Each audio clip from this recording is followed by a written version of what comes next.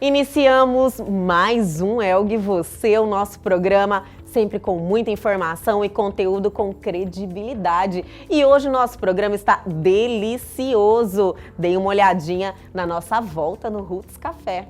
E os grãos especiais, eles têm por pontuação, né? Uma pontuação de característica técnica, que a gente bebe o café e pontua ele com mais de 80 pontos. E também conversamos com ele, que retornou ao nosso programa, falando sobre o mês de setembro, que tem aí a campanha de combate ao suicídio, o Dr. Manuel Vicente. Setembro Amarelo, eu não sei se você sabe, Elga, mas foi um movimento que nasceu após um jovem ter sido vítima de suicídio. Fique aqui comigo que o Elg Você está apenas começando.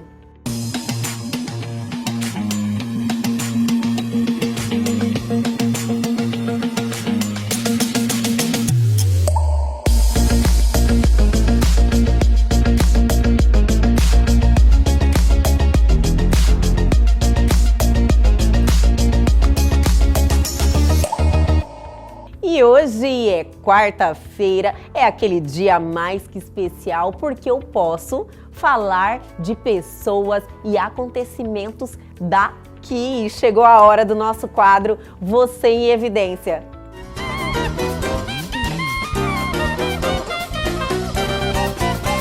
Estamos no mês de setembro, que é o mês escolhido para a campanha do Setembro Amarelo. Infelizmente, são registrados cerca de 12 mil suicídios todos os anos no Brasil e mais de 1 milhão no mundo. Trata-se de uma triste realidade e a campanha tem o objetivo de prevenir e reduzir estes números e precisa do apoio da sociedade. As relações entre pessoas, em casa ou no trabalho, podem curar, fazer adoecer e fazer morrer. Depende de como cada pessoa lida com o sofrimento. E cada um de nós lida de maneiras diferentes. Se perceber que alguém precisa de ajuda, não se afaste e não se omita. E lembre-se, a palavra tem força, mas o afeto de um abraço, muito mais. E chegou a hora de darmos os parabéns. E quem completou mais um ano de existência no último dia 14 é a cidade de Sinop, que completou 46 anos de muita história. Quero cumprimentar a todos os moradores de Sinop. E quem também está de aniversário é a cidade de Barra do Garças, que neste dia 15 de setembro comemora 72 anos. Barra do Garças é a 8ª cidade mais populosa do estado. Então, parabéns a todos os moradores de Barra do Garças. E agora quero dar os parabéns a uma pessoa muito especial, Laísa Calunga, que é cabeleireira e faz aí a cabeça de muita gente. Definitivamente, ela é uma super profissional do Seleto Cuiabá e realmente arrasa, só talento. Laísa, que essa data seja realmente especial e que se repita por muitos e muitos anos. Saúde, paz e felicidade é o que deseja a sua amiga aqui, Elga, e o nosso programa Elga e Você. E quem também está comemorando mais um ano de vida é a Fernanda Gonçalves, fisioterapeuta, também uma super profissional. Desenvolveu uma técnica de drenagem linfática manual, que é a Drenomodel Detox, e realmente vem fazendo aí a diferença no segmento. Fernanda, desejamos a você muitos anos de vida, muita saúde e paz no seu coração.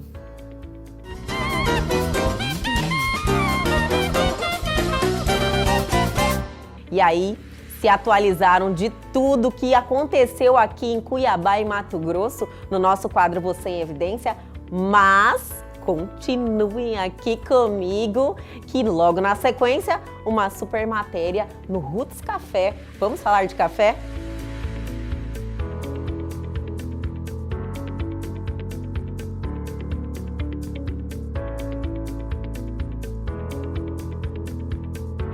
Estamos de volta e hoje com ele voltou, o Rubens Martins, que vamos bater aquele papo que todo mundo gostou e vai gostar mais ainda, porque vamos falar da bebida, da segunda bebida mais consumida no mundo, que na realidade é a primeira, né? Porque a primeira é a água, né, Rubens?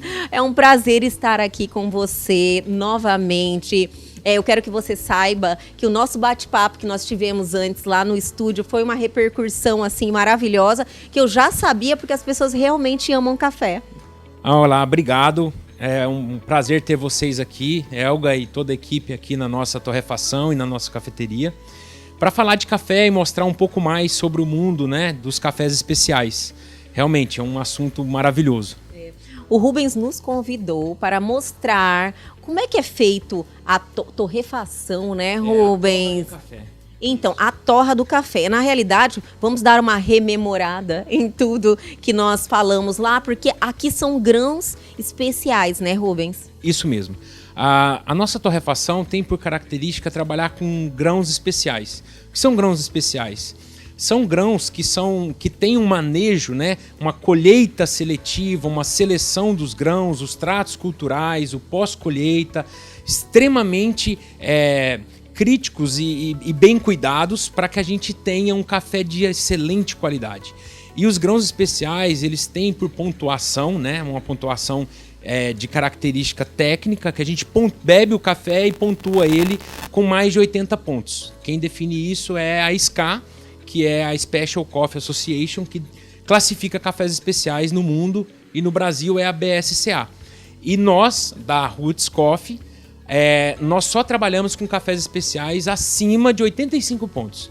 A gente tem por característica subir um pouquinho a régua e trabalhar com bebidas excepcionais. Então, o Rubens, ele é proprietário aqui do Roots Café, é assim que fala, que fica aqui na Praça Popular, e um ambiente maravilhoso que eu vou mostrar aí para vocês também. E nos trouxeram essa opção de conhecermos realmente, poder saborear um café. É um café diferenciado, não é igual esse café que tá todo mundo acostumado, o cafezinho diário, né, Rubens, que a gente tem em casa, e o modo de preparo é totalmente diferente. Aqui realmente você tem um sabor, inclusive tem vários tipos que nós vamos mostrar aí para vocês daqui a pouquinho. Isso mesmo. Até para quem ainda não conhece cafés especiais, qual que é a grande diferença, né? Os cafés especiais é cuidado para manter aroma, sabor e a doçura do próprio fruto do café, que o fruto do café é uma frutinha, colhido maduro e tal.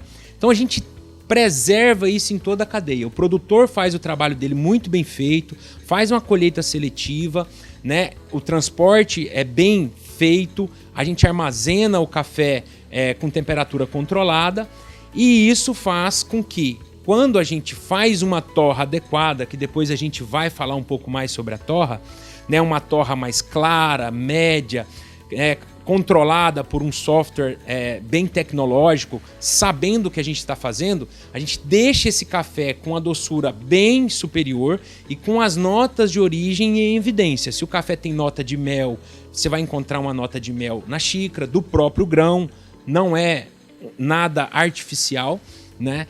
E essa é a grande diferença dos cafés comerciais, tradicionais, que são cafés que não têm essa seleção tão grande, e a indústria acaba torrando o café demais, deixa o café muito escuro e o café acaba amargando na xícara, tendo que adoçar, né? Então a diferença principal é essa. Totalmente diferente, né? E aqui nós estamos em um processo de torrefação aqui? Isso, nós estamos agora torrando um café que é da Alta Mogiana, um café do seu José Luiz. A gente compra os nossos cafés direto dos produtores, a gente tem essa política. Eu só compro o café dos produtores que a gente já foi, que a gente conhece. É um café Choconuts, é um café com nota de chocolate e amêndoas. Um café equilibrado, que ele tem aí essas notas de chocolate e castanha. E tem uma acidez bem suave, mas é um café equilibrado e bem gostoso de se tomar. Rubens, esse processo ele dura quanto tempo? Olha, depende do café. Esse em específico, a gente vai tirar ele com 11 minutos. Entre você colocar o café no torrador, ele passar por todas as 3 etapas de torra, a gente tira ele numa torra média e ele vai sair com 11 minutos aproximadamente de torra. Então, o que eu queria, assim, que você até nos falasse um pouquinho em mais detalhes para vocês entenderem o nível que é aqui o Roots e para trazer uma qualidade, assim, realmente maior do que vocês estão acostumados, é que existe um software que controla todo o processo. Isso mesmo. O torrador faz a parte dele, que é aquecer e ter o fluxo de ar que todo torrador bom faz.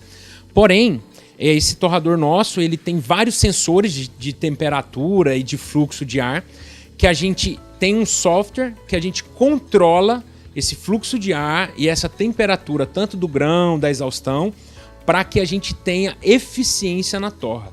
Para que todo o trabalho que o produtor fez de ter um grão de excelência, a gente preserve ele e essas características na torra. A gente pode perder se torra errado. Isso que eu ia te perguntar, né? Na torra mesmo você controla sabor, se você fica um pouco mais doce, menos doce, é alguma coisa assim? É isso mesmo, Elga.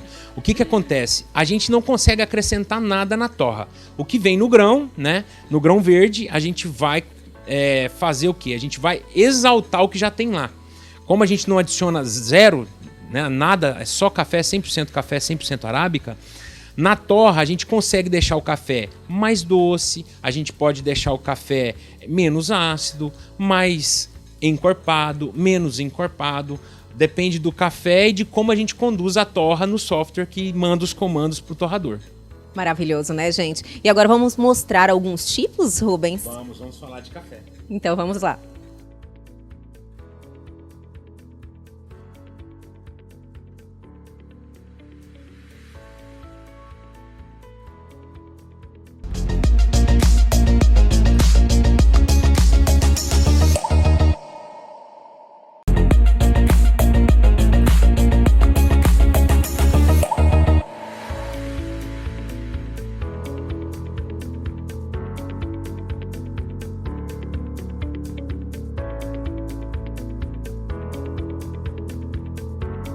Então, na questão do tempo de conservação, tipo, depois que você moeu e passou para o seu cliente, quantos dias ele tem para consumir? Uma ótima pergunta, Elga.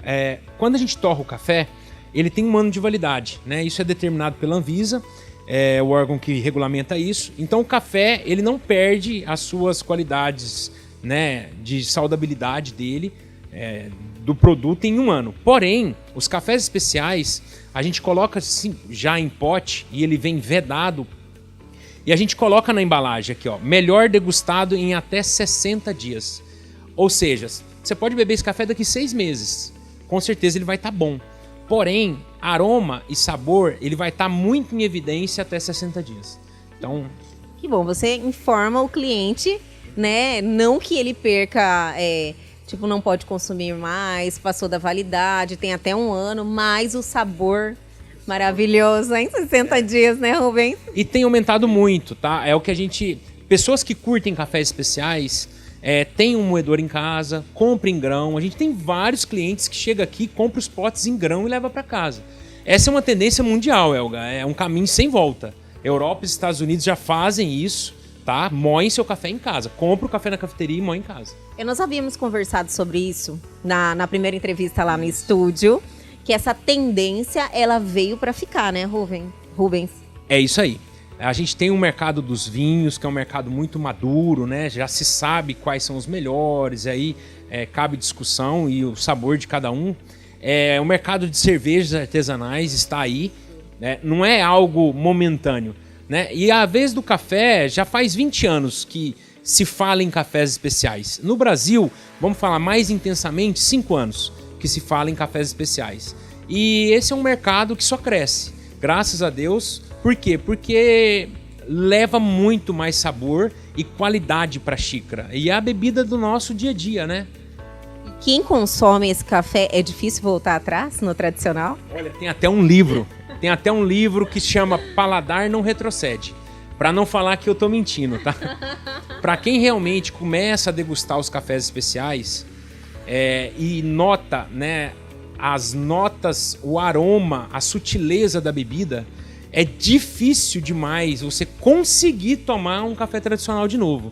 Porque é muito claro, é muita qualidade na xícara e você pode variar de cafés. Igual aqui, a gente tem cafés com nota de mel melaço, nós temos café que é o blend nosso com chocolate e caramelo, nós temos também o tangerina, que é um café sensacional, é um café com a acidez bem extrema na xícara e com nota de frutas cítricas, tangerina. Nós temos aqui o Choconuts, que é com chocolate e nozes. Temos os microlotes. O que são microlotes? Eu quero que ele explique os microlotes, que é algo assim que acontece, quando acontece tem que aproveitar. É isso aí.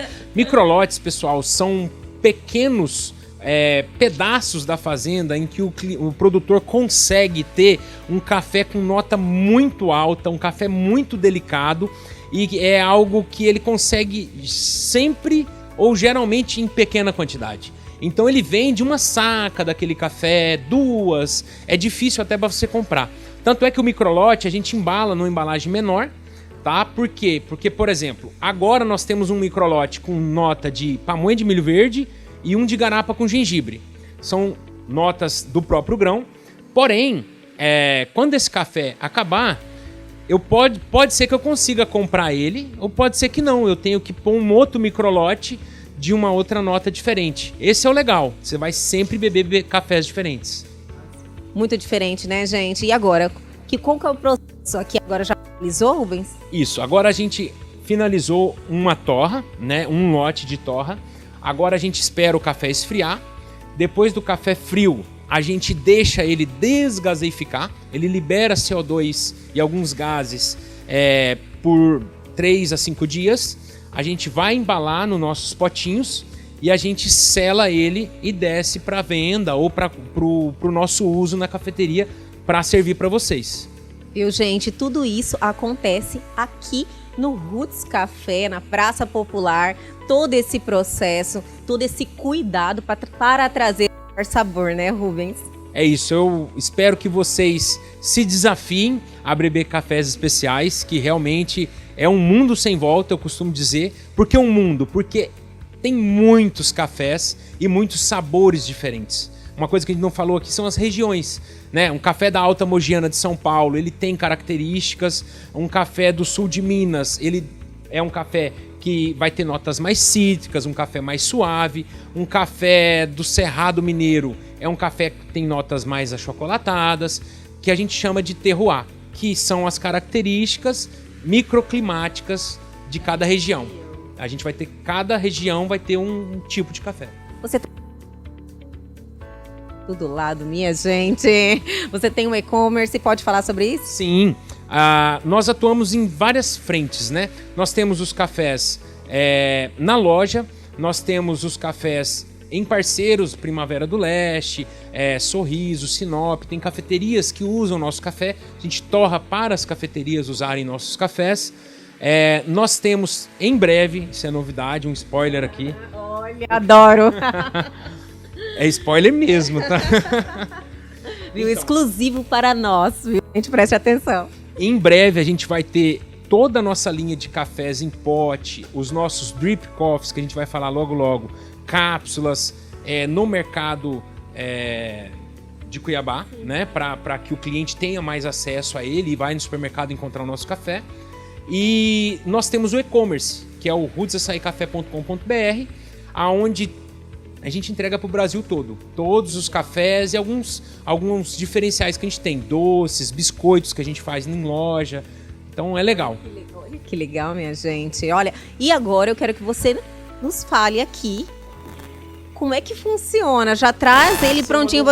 Eu adorei, tô super curiosa e o Rubens vai contar. Então, o que acontece? Isso aqui é o Drip Coffee, tá? É uma caixinha que vem 10 sachês aqui dentro, tá? Essa caixinha, você vai vir 10 sachêzinhos desse aqui.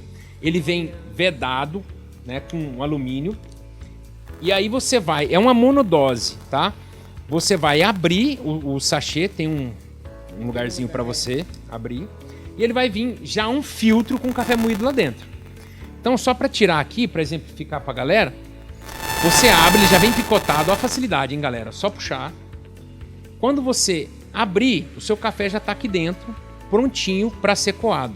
Na medida Só certa. a água e você vai coar o café na hora na sua xícara, na medida certa. Olha que maravilha. Tempo, né? Hoje em dia, e dificilmente, hoje em dia se faz aquela garrafona de café em casa, né? Mais corrido, tem gente que bebe café todo dia de manhã, tem gente que bebe um pouco mais tarde, então você prepara o seu café, não fica café na garrafa para jogar fora. Então, a gente tem 4 tipos de café nessa versão, nesse método Drip Coffee, que chama esse método aqui. Eu adorei, super prático, e você pode saborear diariamente um café de alta qualidade numa praticidade sem igual. É isso aí. Tem gente que gosta de expresso, né? Aquele café mais intenso, curtinho. A gente tem as nossas cápsulas, são cápsulas compatíveis com máquinas Nespresso. A gente fez uma pesquisa de mercado e a Nespresso detém a maioria do mercado de cápsula. Então, para quem curte expresso, temos aqui o expresso. E para quem gosta de coado, nós temos o Drip Coffee para fazer o seu café coado em monodose também. Nossa senhora, muitas informações, muitas opções aqui no Roots Café, sempre surpreendendo. Rubens, tem mais alguma coisa que a gente pode contar aí para o pessoal? Olha, eu espero que vocês degustem cafés especiais, realmente. E visitem, a loja está aberta todos os dias de 7 às 21, inclusive sábado, domingo e feriado, 7 da manhã às 21 da noite. Temos o e-commerce, como a gente falou, e bons cafés, galera. Vamos beber café lá embaixo agora. E venham conhecer o Roots e curtam um pouquinho das imagens aí que a gente vai mostrar aqui dessa loja maravilhosa que vale a pena vocês conhecerem e vir aqui degustar um café de alta qualidade com sabor sem igual.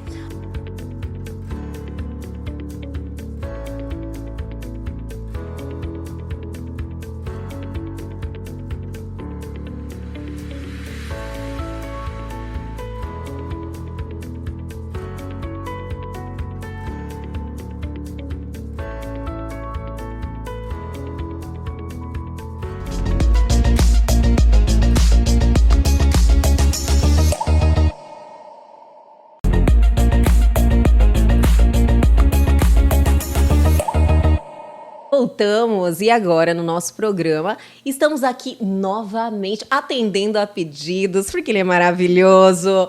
Doutor Manuel Vicente, psiquiatra, que está aqui com a gente, sempre compartilhando seu tempo, seus conhecimentos e fazendo a diferença na vida de muita gente. Obrigado, Elga. Obrigado pelo convite. Sempre bem-vindo aqui na clínica. Então, o que eu gostei desde o primeiro dia que eu te conheci, estive aqui na sua clínica, que nós estamos aqui na clínica do Dr. Manuel, e da experiência de você passar as informações para as pessoas, que elas conseguiram se aproximar mais do psiquiatra, ter uma libertação na opção de ir buscar uma ajuda e começaram a olhar de uma maneira mais leve a questão do psiquiatra. Então, assim, eu realmente fiquei muito satisfeita de você conseguir transmitir isso para as pessoas. Que bom, eu acho que é por aí mesmo, né? Conhecimento está aí para ser divulgado. Saúde mental é uma coisa que todo mundo tem que falar. A gente já fala de saúde física há tanto tempo, por que eu vou deixar de falar de saúde mental, né? É essa abordagem que é a diferença, porque as pessoas acham que tem que cuidar da saúde física, tem que cuidar, né? Mas a saúde mental é a mesma coisa, né, doutor? Porque parece que ela é muito... que ela está em outro planeta, né? Que é uma coisa de outro planeta, saúde mental. Não, ela está bem aqui, está no dia a dia, está na relação interpessoal, está na minha relação comigo mesmo. Então, ela acompanha a gente desde a hora que acorda até dormir. Até dormir é saúde mental, né? É uma oportunidade da gente viver melhor. Só que eu estou hoje aqui na clínica do Dr. Manuel Vicente e ele está vestido uma camisa amarela propositalmente, porque nós vamos falar do Setembro Amarelo, né, doutor? Exatamente. Eu vim com essa camisa temática aqui de Setembro Amarelo. O Setembro Amarelo, eu não sei se você sabe, Elga, mas foi um movimento que nasceu após um jovem ter sido vítima de suicídio. Então, em 94 aconteceu de um jovem, se eu não me engano foi nos Estados Unidos, ele foi vítima de suicídio e ele estava dirigindo um Mustang amarelo, que era o carro que ele amava, era o carro que ele adorava. E aí, no velório dele, os amigos levaram laços amarelos. E esses laços amarelos acabaram se tornando um símbolo daquele acontecimento, se espalhou pelo país todo e depois de alguns anos foi adquirindo uma notoriedade mundial, chegou no Brasil e hoje o Setembro Amarelo é para isso, para a gente falar abertamente, falar sem tabu, para a gente desmistificar esse assunto que é o suicídio. Infelizmente, tudo que você cria uma campanha, né, algo que você tem que criar uma mobilização para passar informações para as pessoas, é algo, então, corriqueiro, vem acontecendo muito, né? Até cria necessidade de termos, por exemplo, um mês dedicado à informação sobre o suicídio. Doutor, eu também ouvi falar, não sei se procede, que essa época do ano é uma época em que aumenta muito os casos de suicídio? Pois é, isso acontece, estatisticamente aumenta. Você sabe, que sendo muito honesto, tem muita coisa sobre suicídio que a gente ainda não entende completamente. Mas parece que uma das coisas que acontecem é que nessa época os profissionais de saúde estão mais atentos. Então eles notificam mais, eles registram mais oficialmente. Às vezes, uma parte desse aumento é porque as pessoas estão fazendo direitinho em notificar, em avisar, em registrar nos sistemas do governo, e aí acaba aumentando essa demanda, aumentando esses números, só que talvez eles aconteçam também em outras épocas do ano. A gente não tem tanta certeza assim. Doutor, vamos falar agora da patologia em si, que desencadeia esse comportamento e até esse desfecho terrível que é o suicídio. Isso inicia da depressão? É um traço que geralmente vem acompanhado? A depressão é de longe a maior causadora de suicídio. Então, quando a pessoa ela tenta suicídio ou quando ela suicida, ela não queria acabar com a vida. Ela queria acabar com aquele sofrimento, com aquela dor, com aquela agonia. Você imagina se uma dor no seu corpo dói, você imagina uma dor na alma, uma dor que não passa, uma dor dentro da sua personalidade, de quem você é. É muita aflição, é muita agonia para qualquer pessoa. Qualquer um que tiver submetido a isso, ou seja, qualquer ser humano, pode passar por essa dor e aí acontece dela pensar num jeito de aliviar. Que jeito que eu vou aliviar? Tudo que eu faço não alivia. Aí ela vai para o raciocínio do suicídio. Para acabar com aquilo. Como se fosse, ela tem uma angústia constante? Ela tem uma angústia constante, ela só quer alívio. Alívio é tudo que ela busca. Tem gente que fala, nossa, eu queria dormir para sempre. Eu queria desaparecer, porque pelo menos a dor ia passar. E aí, nesse tipo de pensamento, acaba aparecendo, sim, o pensamento de suicídio. Doutor, essa dor na alma, esse incômodo, essa angústia, geralmente é desencadeado por algum tipo de problema emocional, alguma patologia, é assim que funciona? A gente fala dor na alma e dor e angústia, né? Porque é o jeito usual de falar. Eu acho que é o que mais aproxima para as pessoas entenderem, sabe? Eu, às vezes, eu sou uma pessoa alta astral, né? Então eu tenho muito poucos momentos de baixa na minha vida. Assim, eu tô sempre me jogando para cima. Mas quando acontece, doutor, de eu sentir, eu até estranho, eu falo, meu Deus, não dá para conviver com isso o tempo inteiro, é muito ruim, sabe? Então é a forma que eu consigo mais visualizar quando eu falo angústia. É isso mesmo, não dá para conviver com isso o tempo todo. Quando a gente fala dor na alma, é porque é assim que a gente sente, né? Você sente a sua personalidade, a sua pessoa angustiada, cansada. Na verdade, o que está acontecendo é uma desregulação no cérebro. Como eu sempre falo, depressão é um problema do cérebro. Se você tem aquele lugar lá que tem angústia apertado, funcionando o tempo todo e nunca para, a pessoa vai viver na angústia, ela não vai conseguir sentir felicidade. E é isso que acontece. Então você tem um desequilíbrio aqui nessa região do cérebro, naquilo que a gente entende como emoções, como sentimentos, e aí você acaba encaminhando para essa angústia que não tem fim. E, tipo assim, a pessoa quando começa a entender que ela está assim sofrendo algo bem corriqueiro, bem presente, bem marcante, qual que é o primeiro passo? Olha, é essencial procurar ajuda, tá? A pessoa vai começar a perceber que ela não está mais se reconhecendo. Ela vai se perceber vendo o mundo com menos cores, a comida tem menos gosto, as interações sociais vão se perdendo, vai tudo ficando meio sem graça. Ela vai perdendo o propósito de estar à vida. de estar viva. E essa, inclusive, é a grande coisa, sabe, Elga? Ter propósito. A pessoa que tem propósito, ela está muito protegida de suicídio. E propósito pode ser o quê? Pode ser filhos, pode ser família, pode ser religião, pode ser trabalho para algumas pessoas. O trabalho pode ser inspirador, o trabalho pode ser um propósito. Você se dedicar a algo maior, a um objetivo, você está criando planos para o futuro. Inclusive, o maior fator de risco para suicídio é desesperança. É a pessoa não conseguir ver um futuro. Então, como que ela se imagina daqui a 2 anos? Ela nem consegue se imaginar. Esse é o maior fator de risco para suicídio. Enquanto o propósito é o que mais te protege, ter desesperança é o que mais liga alerta para a gente e a gente fica preocupado.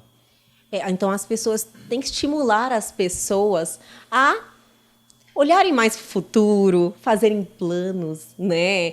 Querer chegar em algum lugar, é mais ou menos por aí, né, doutor? Quem tem depressão vai ter dificuldade de se sentir com propósito. A depressão vai fazer isso, ela vai deixar a pessoa achando que ela não tem motivo de existir.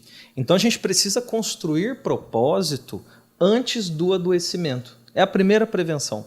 Eu sempre recomendo isso, que nem um cardiologista recomenda fazer exercício físico para cuidar do coração no futuro, você criar propósito, você se encontrar, você ter motivo para estar aqui, é um jeito de se proteger de um sofrimento no futuro. É um recado que a gente tem até que reforçar para muitos, até incluir até na criação, né? Quando você está aí passando informações para os seus filhos, sempre estimular eles a estarem sempre aí buscando o que realmente bate o seu coração, o que te faz feliz, que atalha muitos caminhos, né, doutor? Exatamente. Pode ser coisa simples, como eu disse, pode ser religião, pode ser família, mas algo que você construiu e algo que faz você brilhar os olhos, algo que faz você se sentir com importância, você se sentir necessário aqui. Doutor, eu quero falar em relação ao Setembro Amarelo, quais são as campanhas, também sobre tratamentos, né? Mas só daqui a pouquinho a gente vai chamar o comercial, mas a gente já volta, fica aqui comigo.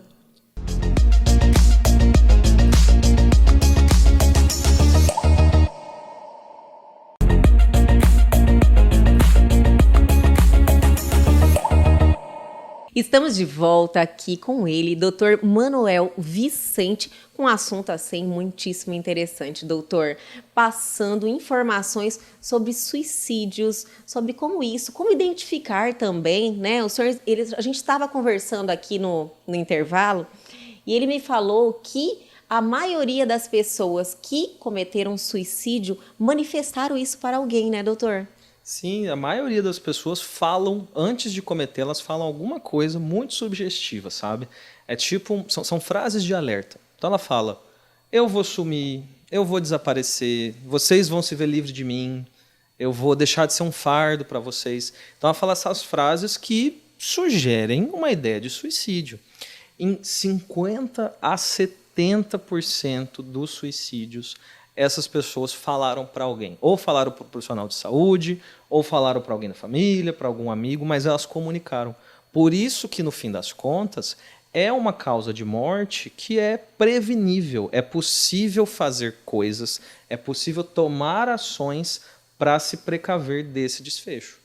E as pessoas se conscientizarem também, porque às vezes você quer afastar isso, né? Você fala suicídio, fala, não quero nem pensar nisso, né? Isso não faz parte da minha vida. Então você acaba não acreditando e deixando certas reações passarem despercebidas, né, doutor? É bem assim mais ou menos que acontece? Perfeitamente. Então, por exemplo, você tem um amigo, o amigo foi lá e falou assim, olha, eu estava pensando em coisa ruim, pensei em querer morrer. Se você toma uma atitude sobre aquilo que ele falou, é como se você tornasse o problema mais real. Enquanto você não toma uma atitude, é uma brincadeira, foi um comentário infeliz. Ah, nossa, foi que bad, que comentário ruim que ele fez. Eu não quero nem pensar nisso, larga a mão dessa história. Agora, se você assume aquilo como importante, assuma aquilo como perigoso e avisa a família, aí você está assumindo que o problema é real. Só que, no fim das contas, o problema é real. Se você negar, se você fingir que é uma brincadeira, não vai diminuir a gravidade. E da mesma forma que se você comunicar a quem pode fazer alguma coisa, tomar alguma atitude, ou seja, um profissional da saúde, um familiar que pode encaminhar a pessoa para tratamento, o marido, a esposa. Se você tomar essa atitude, você não vai estar aumentando o risco da pessoa. Você não vai estar sendo um mau amigo. Você vai estar mostrando que se importa. Você vai estar presente naquele momento. Você vai estar agindo. E eu acho que é melhor pecar por excesso, pecar por avisar e depois tudo ficar bem, do que você se arrepender mais tarde de não ter avisado ninguém. Perfeito, doutor. É bem isso mesmo. Pecar por excesso do que por omissão. Porque depois a omissão já não tem o que fazer, né?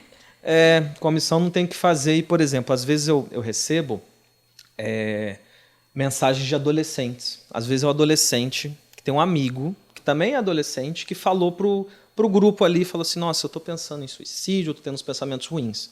E eles ficam com medo de comunicar aos pais, porque, nossa, como que eu vou contar para os pais? Aí ele vai perder a confiança, aí ele nunca mais vai querer falar comigo. No fim das contas, não costuma acontecer desse jeito.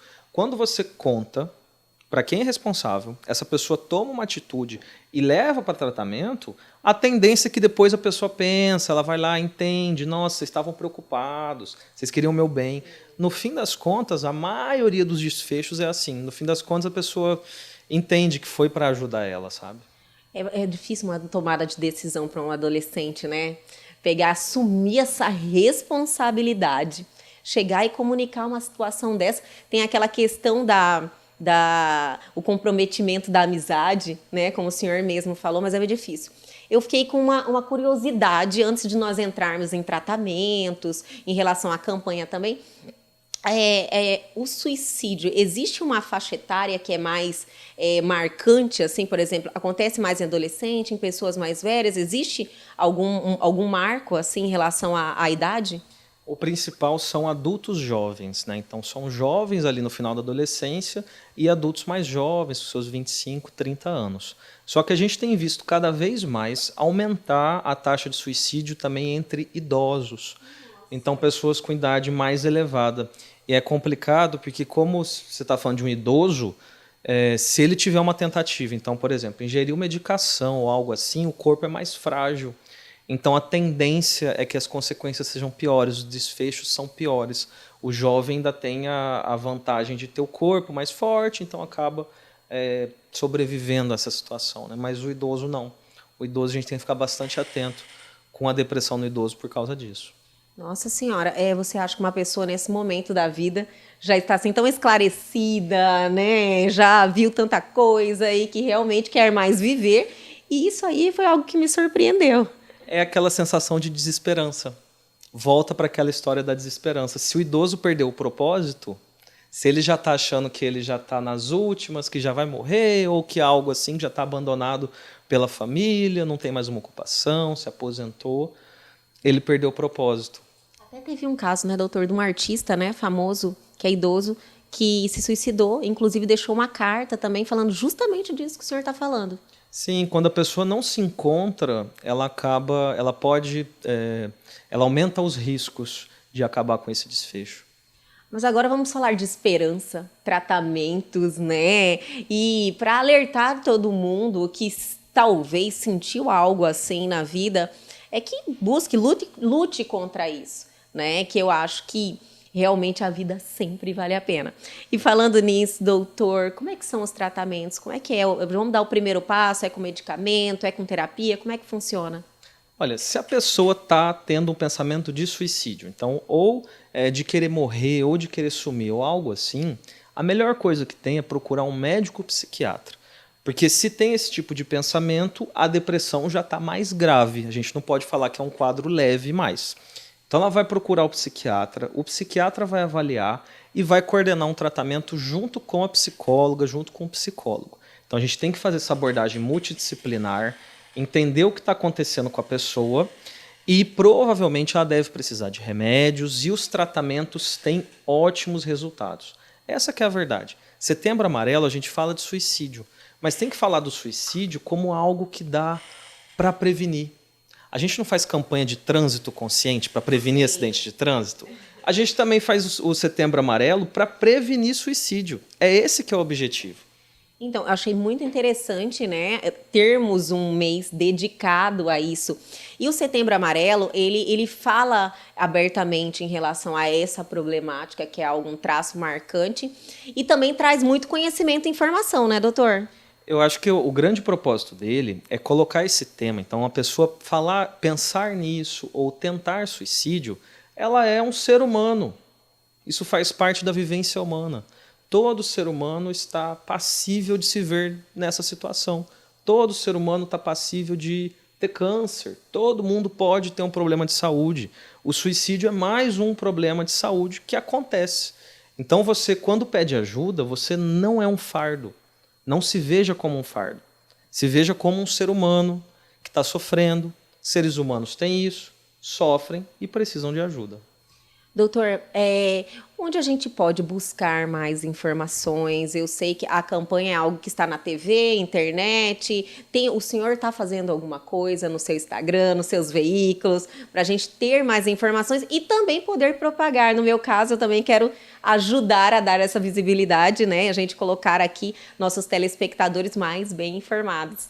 Sim, eu tento divulgar bastante lá no meu Instagram. Então eu tento separar bem o conteúdo, porque a gente tem algumas coisas aí que não estão bem alinhadas, então eu tento pegar bem o conteúdo de melhor qualidade para colocar lá.